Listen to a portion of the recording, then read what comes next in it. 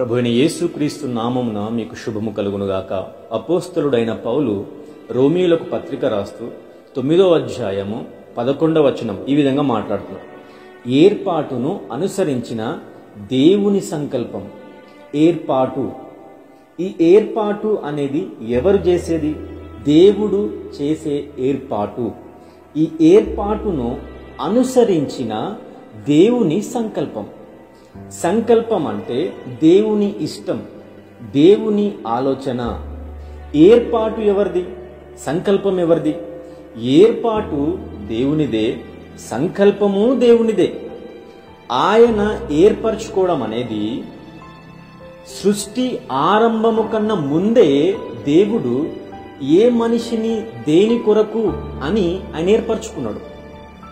ఈ మనిషి దీని కొరకు, ఈ వస్తువు దీని కొరకు, ఇది దీని కొరకని దేవుడు ఏర్పరచుకున్నాడు.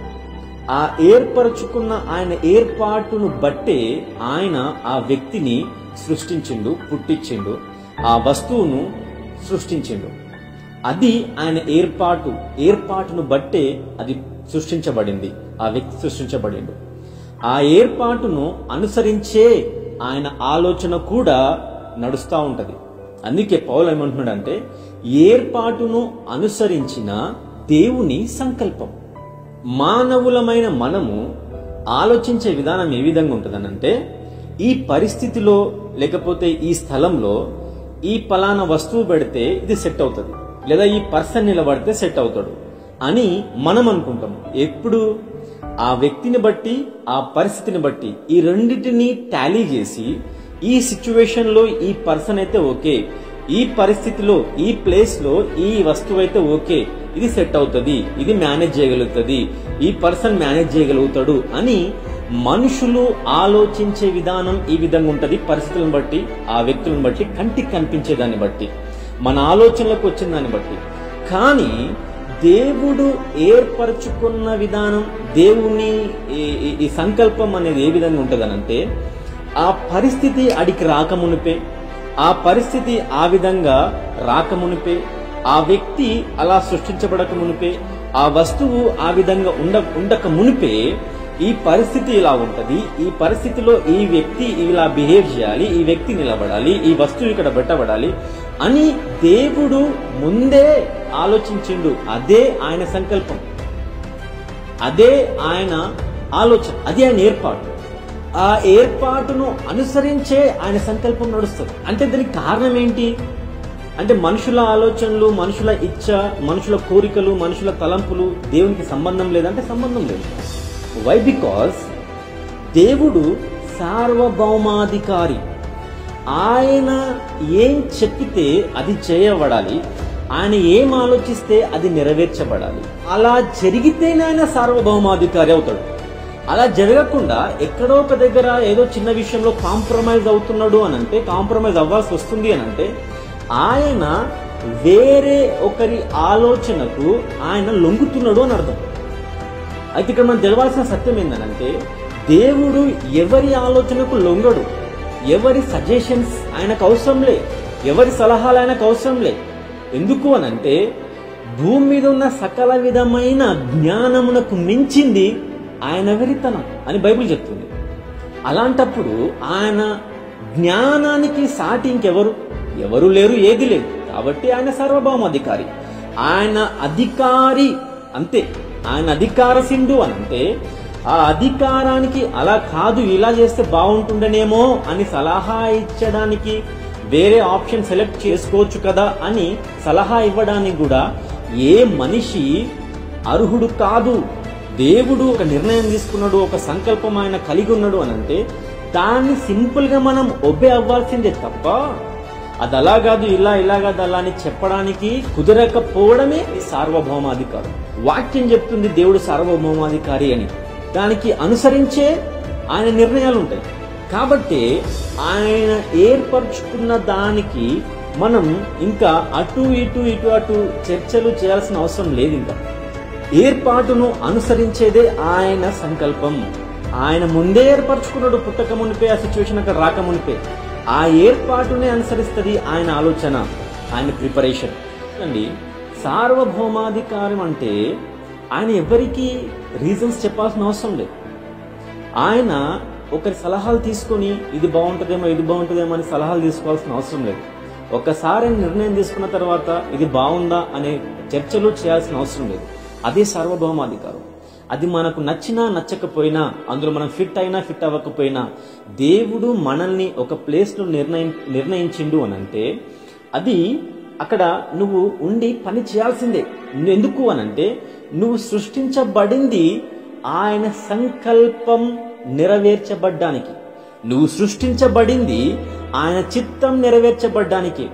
ఆయన చిత్తం అక్కడ ఆ సమయంలో నీ ద్వారా నెరవేర్చబడుతుంది అని అంటే కారణం ఏంది? ఆయన ప్రణాళిక. ఆయన ప్రణాళికనే అనుసరిస్తుంది ఆయన సంకల్పం. అలాంటప్పుడు మనం ఏ పార్టీ వారం? అది అట్లా ఇది ఇట్లా నిర్ణయించడానికి అది కుదరని పని. అది అస్సలు కుదరని పని. అందుకే ఆయన సార్వభౌమాధికారి అంటే ఆయన సర్వాధికారి. సర్వాధికారి అంటే జస్ట్ ఏదో అన్నిటిపైన ఆయనకు అధికారం ఉన్నది అని చెప్పబడడం కాదు. ఆయనకి ఇష్టం వచ్చినట్లు, ఆయన ఇచ్ఛయించినట్లు, ఆయన అనుకున్నది అనుకున్నట్టుగా నెరవేర్చబడడం, నిర్ణయించడం, జరిగింపజేయడం. దానికి ఎవరికి రీజన్స్ చెప్పాల్సిన అవసరం ఆయనకి లేదు. అలా లేనివాడే సార్వభౌమాధికారి. అది వాక్యం చెప్తుంది. ఆయన కనికరం చూపించే విషయంలో ఉన్నతమైన వాడని వాక్యం చెప్తుంది. అదే వాక్యంలో దేవుడు తన గురించి తను చెప్పుకుంటుంది ఏంటంటే మోషేతో, నేను ఎవరినైతే కనికరించాలి అని అనుకుంటానో వారిని నేను కనికరిస్తా. అంటే ఇంకొకరిని కనికరించ అది నా ఇష్టం. నేను వారిని కనికరించాలనుకుంటే కనికరిస్తా, వారిని కనికరించొద్దు అనుకుంటే కనికరించను. జాలి చూపించాలని నేను అనుకుంటే జాలి చూపిస్తా, జాలి చూపించొద్దు అని నేను అనుకుంటే జాలి చూపించను. అది నా ఇష్టం. ఎందుకు అంటే ఆ హక్కు, ఆ అధికారం యేసుక్రీస్తు ప్రభుకు ఉన్నది. ఇలాంటి అధికారం భూమి మీద ఆయనకు మించి ఇంకెవరికి లేదు. అఫ్ కోర్స్ ఆకాశమందు, పరలోకమందు, భూమి యందు, భూమి క్రింద అయినా ఎక్కడైనా సరే ఆయనకు ఉన్నటువంటి అధికారం, ఆయన లాంటి అధికారం ఏ వ్యక్తికి ఎవరికి లేదు. దేవుడు అని పిలవబడుతున్న ఏది లేదు. ఇలాంటి దేవుణ్ణి మనం కలిగి ఉన్నాం. అయితే వాక్యంలో ఇంకొకటి చెప్తుంది ఏంటంటే, ఒక కుమ్మరివాడు ఒకటే మట్టిలో నుండి తీయబడి చేయబడ్డ భిన్నమైన పాత్రలు భిన్నమైన స్థలాల్లో అవి ఉపయోగించబడుతున్నాయి. కొన్ని ఘనతగా ఉపయోగించబడుతున్నాయి, కొన్ని ఘనహీనతగా ఉపయోగించబడుతున్నాయి. అయితే ఇప్పుడు ఆ కుమ్మరివాడిని ఈ కుండలు ప్రశ్నించే అధికారం ఉన్నదా? అస్సలు లేదు. ఎందుకు అనంటే కుమ్మరివాడికి తనకు స్వాతంత్రం ఉంది, తనకు అధికారం ఉంది. తనకు ఆలోచన వచ్చినట్టు ఆ మట్టిలో నుంచి తీయబడ్డ పాత్రల్ని ఒకటి ఘనహీనతకు, ఒకటి ఘనతకు, ఒకటి ఆ విధంగా ఈ విధంగా ఏ విధంగా అయినా సరే సృష్టించడానికి ఆయనకు అధికారం ఉంది. ఆయన ఆ కుండలకి, ఆ పాత్రలకి సమాధానం చెప్పవలసిన అవసరత ఆయనకి లేదు. అదేవిధంగా దేవాది దేవుడు మనుషులను సృష్టించి ఏ వ్యక్తి దేని కొరకు నియమింపబడ్డాడో అది ఆయన ఇష్టానుసారంగా ఆయనకు ఆలోచన వచ్చిన దాన్ని బట్టి ఆయన ఆ మనిషిని, ఆ వ్యక్తిని అక్కడ నిలబెడతాడు. అది ఆయన ఇష్టం. అది ఆయన ఇష్టం. అదే విధంగా ఇంకొక ఉదాహరణ మాట్లాడుకుంటే, ఇదే రోమీయులకు రాసిన పత్రికలో పౌలు మాట్లాడుతున్నాడు యాకోబు ఏశావు విషయంలో. యాకోబు చిన్నవాడు, ఏశావు పెద్దవాడు. ధర్మశాస్త్రానుసారంగా జ్యేష్ఠుడైన వాడికే జ్యేష్ఠత్వపు హక్కు దొరకాలి. సమస్తమైన వాటి విషయాలలో ఆయనకి ధిక్కంగా దొరకాలి. ఆస్తిలో అయినా, మర్యాదలో అయినా, హోదాలో అయినా. అదేందనంటే అది ధర్మశాస్త్ర ప్రకారం. కానీ దేవుడు చిన్నవాడైన యాకోబును ఆయన నియమించాడు జ్యేష్ఠుడుగా ఉన్నట్లుగా. అంటే ఆశీర్వాదాలకు కర్తగా ఉన్నట్లుగా, ఆశీర్వాదాలు ఈయనకే లభించినట్లుగా దేవుడు యాకోబును ఎంచుకున్నాడు.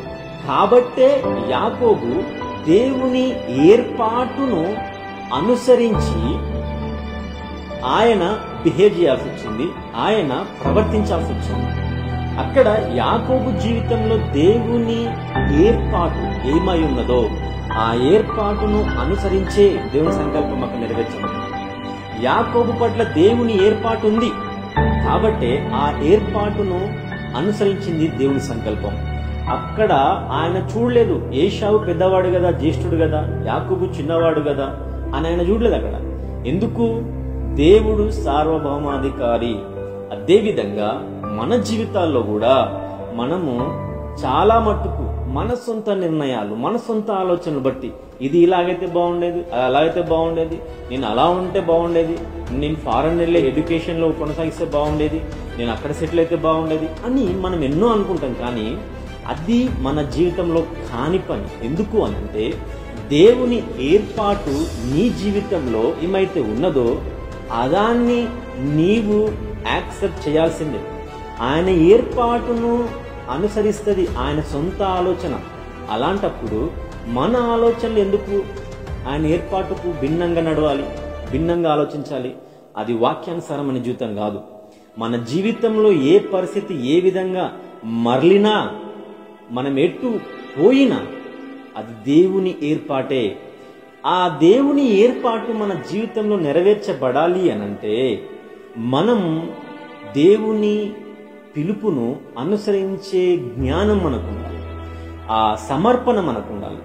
అంటే మన జీవితంలో కొన్ని మనకు అర్థం కాని సిచ్యువేషన్స్ వస్తున్నప్పుడు ఏదేమైనా కానీ దేవుని చిత్తమే కదా అని చెప్పి నెగ్లిజెన్సీగా మనం ఉండకూడదు. మనం నెగ్లిజెన్సీగా ఉండి దేవుని చిత్తం అని అనుకోవడం కూడా అదొక రకమైన అజ్ఞానమే. అయితే దేవుని ఏర్పాటు ఏమై ఉన్నది నా జీవితంలో అని మనం కనిపెట్టుకోవడానికి మనం ఇష్టపడాలి. అలా కనిపెట్టుకుంటూ మన పవిత్రతను మనం కాపాడుకుంటూ ఉంటే తప్ప దేవుని ఏర్పాటు మన ఎడల నెరవేర్చబడదు. దేవుని చిత్తం ఒక రకంగా మన జీవితంలో ఉందనుకో, అది మనకు బయలుపరచబడలేదు. అలా బయలుపరచబడకుండా మన సొంత నిర్ణయాలతో, మన సొంత ఆలోచనతో ఇంకొక నిర్ణయం తీసుకుని దేవుని చిత్తమై ఉండొచ్చు అని మనం అక్కడ వెళ్ళడానికి ప్రయత్నం చేస్తే, ఆ పని మనం చేయడానికి ప్రయత్నం చేస్తే అక్కడ మనకు కొన్ని నష్టాలు మనం ఎదుర్కోవాల్సి వస్తుంది, కొన్ని ఇబ్బందులు మనం ఎదుర్కోవాల్సి వస్తుంది. అలా చేసిన ఆ మిస్టేక్స్ ని బట్టి ఆ నష్టాలు మనం భరించాల్సిందే. ఆ నష్టాల నుండి దేవుడు మనం తప్పించడు. కానీ ఆ నష్టాలని భరించే ఓపిక మాత్రం దేవుడి కృపను బట్టి మనం పొందుకోగలుగుతాం. ఏదో తెలియక మిస్టేక్ అయిపోయింది, ఇక మీదట నేను ఇలా చేయను అని మనం ఒప్పుకున్నా గానీ, నాకు ఆలోచన వచ్చింది, నేను ఈ విధంగా వెళ్ళినాను అని మనం చెప్పి తప్పించుకొని మళ్ళీ దేవుని చిత్తం ఏముందో అది కనిపెట్టుకుని దాని వైపు మనం కొనసాగించడానికి ప్రయత్నం చేసినా, నువ్వు ఇంతకుముందు చేసిన ఆ మిస్టేక్ ని బట్టి వచ్చే ఆ నష్టపరిహారం ఏమైతుందో అది నువ్వు ఖచ్చితంగా భరించాల్సిందే. అది మనం భరించాల్సిందే. ఎందుకు అనంటే దేవుని ఏర్పాటును అనుసరించి దేవుని ఆలోచన కూడా అదే విధంగా నడుస్తుంది. అలాంటిది దేవుని ఏర్పాటుకు భిన్నంగా మనం నడవకూడదు, నడవలేం కూడా. అది దేవుని చిత్తం. కాబట్టి ఆ చిత్తానికి తగినట్టుగానే మనం నడవాలి, ఆ చిత్తానికి అనుసరించడం నడవాలి. అది క్రైస్తవ జీవితం, అదే క్రైస్తవ జీవితం. అలాంటి జీవితం మనం జీవించలేకపోతే దేవుని ఏర్పాటును అనుసరించని వారం మనం అవుతాం. అంటే ఏశావు ఏ విధంగా అయితే భ్రష్టుడు అని పిలువబడ్డాడో, యూదా ఇస్కరియోతు ఏ విధంగా అయితే భ్రష్టుడు అని పిలువబడ్డాడో, అదేవిధంగా మనము కూడా మన జీవితంలో దేవుని ఏర్పాటును అనుసరించకుండా, దేవుని ప్రణాళికను మనం గ్రహించకుండా, మన సొంత కోరికలు నెరవేర్చుకున్నట్లుగా, మన సొంత ఇచ్చలు ఆలోచనలు నెరవేర్చుకున్నట్టుగా పరిగెడుతుంటే మనం కూడా అదే సాక్ష్యం పొందుకోవాల్సి వస్తుంది. ప్రియులారా, ఇలాంటి కృప దేవుడు మనందరికీ అనుగ్రహించునుగాక.